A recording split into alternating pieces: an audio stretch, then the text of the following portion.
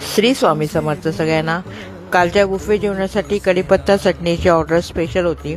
त्याचीच रेसिपी माझ्या पद्धतीमध्ये तुमच्यासाठी.